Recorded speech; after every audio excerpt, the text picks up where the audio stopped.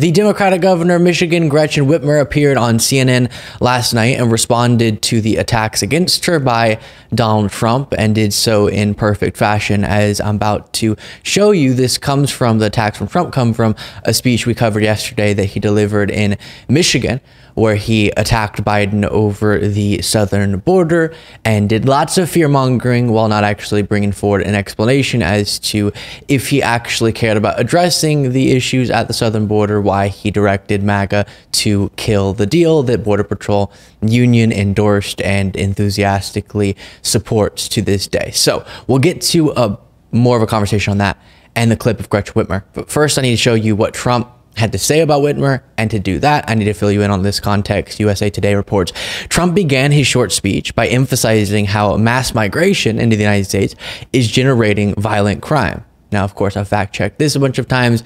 Violent crime has dropped significantly under Joe Biden and dropped to near 50-year lows, spotlighting the recent arrest of a man deported in 2020 who re-entered the country and was accused of shooting a woman with whom he had previously had a relationship in Grand Rapids last month. Though her family disputes they were close, police have charged Brandon Ortiz-Vite with killing Ruby Garcia. And so a horrific tragedy there, Trump attempting to exploit it to his own ends, and specifically doing so by saying this Brandon Ortiz-Vite was deported under his administration, but then re-entered the country during Joe Biden's administration, and authorities dispute that, saying we don't actually know necessarily, and it could have been under Trump or Biden. That's actually not clear.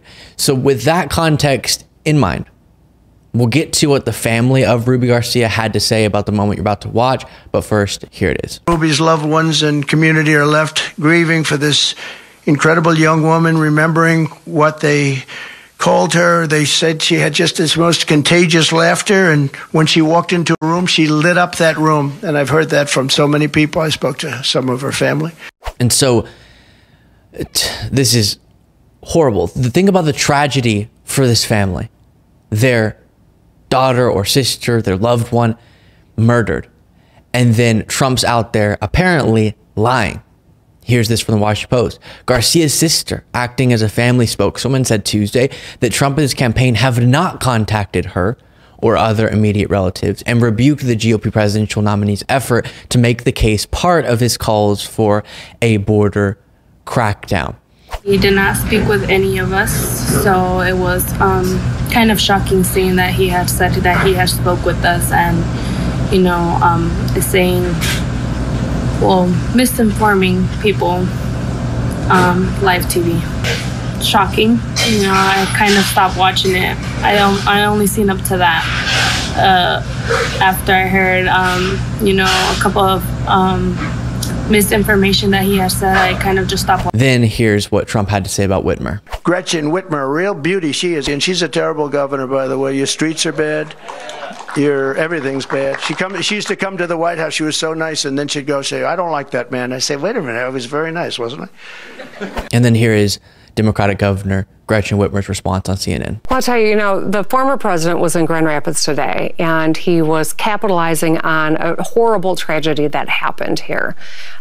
There is a family that is grieving the loss of Ruby Garcia. And she was a real person with a real story, and it is a horrible story that happened. All of that being said, he came in to, you know, perpetrate the continued storyline that he had done everything to keep us safe, which is baloney. We know that under the Trump administration, he actually called me, the governor of Michigan, to ask that we send the National Guard to help with surveillance on the southern border. And we helped him out because he couldn't get it done.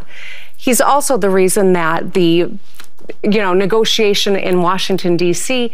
didn't come to fruition. He torpedoed a deal that would have had the strongest border security in decades in this country that President Biden put on the table. He told Republicans to walk away, and they did. So I really, you know, I cannot abide when someone comes in and just tries to score political points off of someone else's pain and perpetuates a problem instead of actually trying to solve it. So nicely said there by Gretchen Whitmer, touching on a lot of the points we've been discussing extensively on the show recently. And I do have a second clip to play for you from this that you want to see, and I'll play it in just a little bit. But before responding to that first clip, please make sure you're subscribed to the YouTube channel. Makes a huge difference in growing the show. And I checked the analytics this morning, and the channel has received 30 million views in the last month. Incredible. Thank you all. But of that 30 million, 19 million came from users who are not subscribed to the channel. So the majority of the viewership comes from people who are not subscribed. Just click that subscribe button. Incredible. Okay. So I will be honest, this issue, I sometimes find difficult to perfectly articulate my thoughts on. And the reason is because there's these two categories involved. And if I accidentally, as it's easy to do, merge the two categories or skip over one of them, then it's misleading in its outcome, and it cedes ground to the right-wing talking points. And so I'll explain what I mean. Category one is where I like to exist and discuss when it comes to the southern border, which is policy. Let's honestly observe the problems as they actually exist and not minimize, but also not blow out of proportion. Just honest assessment of the issues, and then put forward honest solutions to those problems. And we can do so in a bipartisan way if the other individuals are willing to be honest as well, and we can actually make some progress on this issue. And that's where I bring up and think it's important to emphasize that Biden is advocating for this very huge piece of legislation that would be a massive action on the southern border, endorsed by the Border Patrol Union, written by this conservative senator, and is bipartisan. And it could be a step in the right direction. And it does have a lot of the wish list items that Republicans say they care about. But MAGA Republicans killed it because Trump directed them to, because he wants to run on the issue in this election. So that, in the policy conversation, we say, yeah, issues exist. And guess who doesn't want to solve them? Republicans, because they're the ones obstructing this piece of legislation, again, endorsed by the Border Patrol Union. But the other category, category two, is Trump's crazy fear-mongering, distortion of the facts. For example, saying that there's a surge in crime nationwide going on because of Joe Biden's border policies or something, when that's just the opposite of what's happening. And also him saying that countries are emptying their insane asylums into the United States. What are you talking about? And the dangerous rhetoric, sometimes the dangerous proposals we've heard from right-wingers, the idea of extrajudicial killings like Ron DeSantis promoted at the southern border. And so then you have all this crazy stuff over here. And sometimes, because I want to get to the policy conversation and make clear that if your issue is addressing issues at the border in a meaningful way, not just based on this crazy fear, but a meaningful way and a comprehensive way, not just on one or two little metrics here and there, then your party is the Democratic Party, clearly, in this current moment. But sometimes in jumping to the policy conversation, I skip over rejecting the premise. And we have to reject the premise. We can't just say, yeah, Trump's exactly right on all that, but we're just the ones who want to more aggressively address it. Or we're the ones who are actually going to solve the problems that he's accurately assessing. No. We have to reject his dangerous rhetoric and his dangerous premise, while also saying, hey, since you brought up the border, guess who actually wants to address problems that do exist? And we reject your dishonest tellings of what the problems are, but we do want to address the ones that do exist. So you understand how that can easily sort of merge together, and you don't properly address the dangerous rhetoric and just skip to, hey, but we want to do stuff. And it sounds like you're saying, yeah, he's right, but we have the better conclusion. And so that I want to make sure that I'm clear on every single time. And then I would call on Republicans to be willing to have a little bit more of a comprehensive conversation when we do discuss the southern border and when it comes to the immigration system broadly.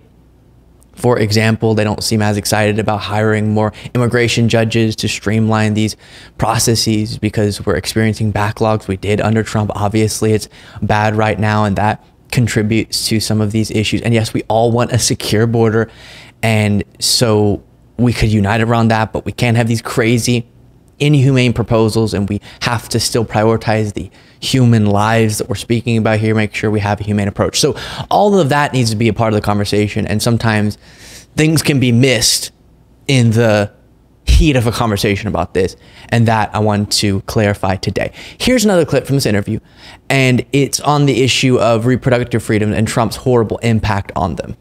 I think it just tells you got to watch what the guy does, not listen to what he says. He changes his position all the time on this, but we cannot forget his actions speak louder than any words he's uttering yesterday or tomorrow. He's the one that put 3 court justices on the Supreme Court that overruled Roe v. Wade, put out the Dobbs decision, and has created a patchwork of rights and freedoms across this country that people are speaking out against and are now trying to take to the ballots in their individual states. So let's be very clear that the reason we've got this mess is because of Donald Trump. And regardless of what he says his position is now, that fact remains. Yeah, and the point she's making is fantastic. Trump's trying to speak out of both sides of his mouth, and he'll say one thing about abortion here, one thing over here. But just look at his actions. Just look at his record. Because he was president, 3 super conservative justices were able to get on the court. And because of that, Roe v. Wade was overturned. That's the impact of Trump. And that's what voters should remember when they go in to vote for Trump or Biden. And on that, here's an ad that the Biden campaign put out. Because for 54 years, they were trying to get Roe v. Wade terminated, and I did it, and I'm proud to have done it. In 2016, Donald Trump ran to overturn Roe v. Wade. Now, in 2024, he's running to pass a national ban on a woman's right to choose. I'm running to make Roe v. Wade the law of the land again, so women have a federal guarantee to the right to choose. Donald Trump doesn't trust women. I do. I'm Joe Biden, and I approve this message. And I've been saying this, I am almost certain that when Joe Biden defeats Donald Trump, as I expect and hope that he will, one of the things retrospectively we're going to say was to credit for that is people's motivation to reject this extremism on reproductive rights and the stripping away of rights by the Republican Party, by the courts, and by Donald Trump. And so making sure, as Gretchen Whitmer did there, that we make clear, hey, whatever Trump says between now and then, and he'll probably try to sound more reasonable on this issue once we're well into the general election, as we sort of are, just remember, he's taken credit for, because he should be blamed for, the overturning of Roe v. Wade. And that has allowed for all of the devastating policies we've seen across the country implemented that are wrecking the lives of so many people. And that is what people need to remember whenever November comes. Make sure you're subscribed, as I said earlier, to this channel.